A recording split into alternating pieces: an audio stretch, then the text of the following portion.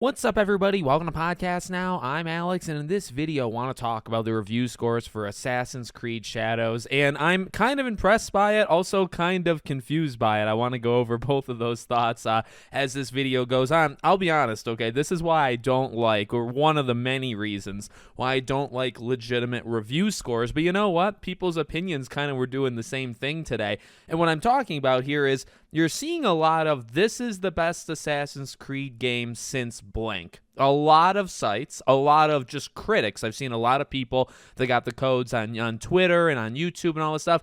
The best Assassin's Creed since Black Flag. Best Assassin's Creed game since whatever. And yet it has the exact same score. It's at an 82 on Metacritic based off 61 reviews. Now that's good. That's a solid score. That is literally what I thought this game would get. I did a predictions video. I said 81 to 83. So I literally nailed it. But you look at Valhalla. I think Valhalla actually was higher, but Valhalla, Odyssey, Mirage was definitely lower, Origins, these are all games that sit in the low 8s. And again, that doesn't mean they're bad games, it's just why I get confused by these things, and it's also why I don't put a lot of stock. Like, they're fun to talk about, and we have a couple things to talk about in this video, but ultimately play the game for yourself to determine it, watch people's gameplay to determine. I don't care what you do, but this is probably why you don't look at scores, because things just aren't lining up when you say, well, this is a top 3 Assassin's Creed game and it's an 8 out of 10. Well, do we rate the other games too high? Is Assassin's Creed 2 really an 83 instead of like a high 8? I don't get it.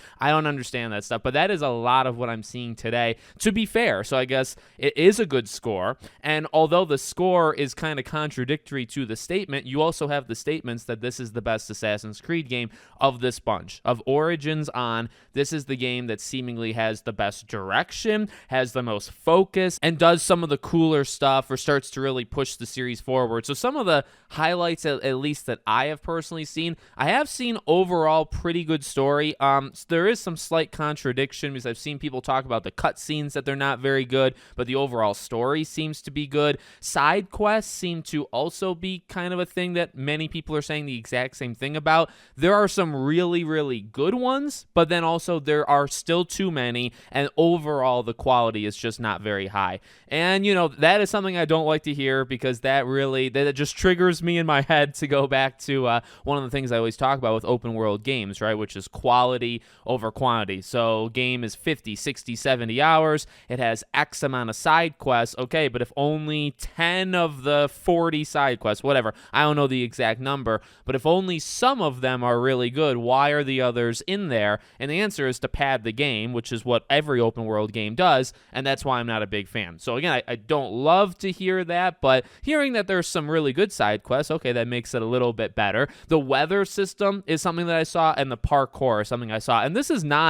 should not be surprising, because this is something that actually did kind of catch me just casually watching, the gameplay and the clips they would post, and say, okay, yeah, that's a standout feature. It really does look Naoe and some of just her movements, and then you look at the weather of the snow or the rain, and yeah, that looks like something we haven't really gotten to this level in an Assassin's Creed game before. But much like what you would think with like low 80s, right, that it's like good, and so what you normally get with low 80s is either there's a couple standouts, which I kind of just said, and then there's a lot of just consistently solid things, right? So whether it is the combat, which I saw some pretty good, it's not the greatest thing ever created, but it's definitely solid, right? The characters, the world, things like these are things that are solid. They are an 8 out of 10 level. They're not incredible, but they're also not bad. And I don't know. This is kind of where I thought it would sit. In fact, it's exactly where I thought it would sit. I'm very excited for this next part. Number one, to be able to play it myself, and number two,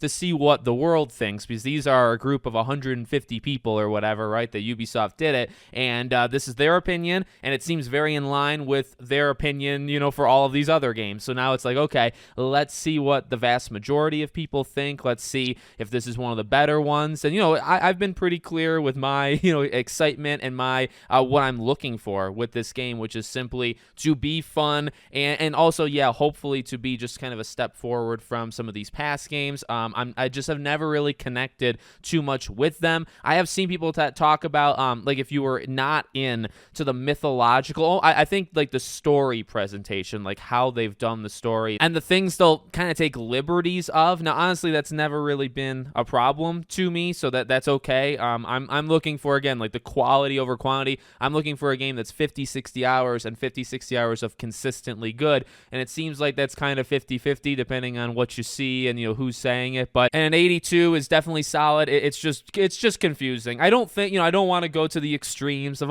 these people out themselves and stuff. I think it's actually just kind of a broken thing with the system. The fact that it gets these same scores. I know it's not necessarily the same people reviewing every single one of these games of all time, but again, this is why I just think scores are kind of silly or can backfire, because this is right in line. In fact, statistically, this would be lower than some of the newer Assassin's Creed games, and yet you're seeing, this is the best one since 2. This is the best one since Black Flag. So those ones got much higher scores. This one's in line with the other ones. So how does, does it actually make sense? To me, maybe I'm just stupid, okay? Maybe I just don't get it. But you let me know what you think in the comments. Make sure, as always, you're subscribed to the channel, bell icon turned on, and I hope to see you all on the next one.